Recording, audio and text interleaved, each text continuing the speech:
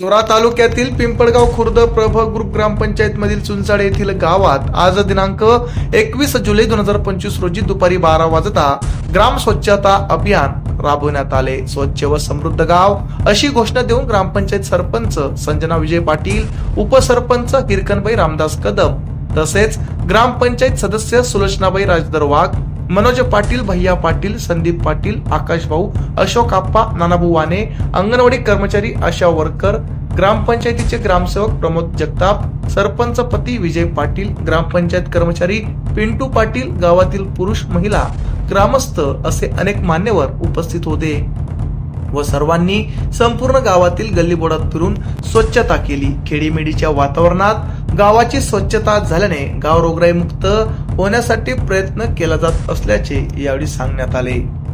आमच्या चॅनलला लाईक करा, सबस्क्राईब करा, बेल आयकॉनवर क्लिक करा आणि हो शेअर करायला विसरू नका।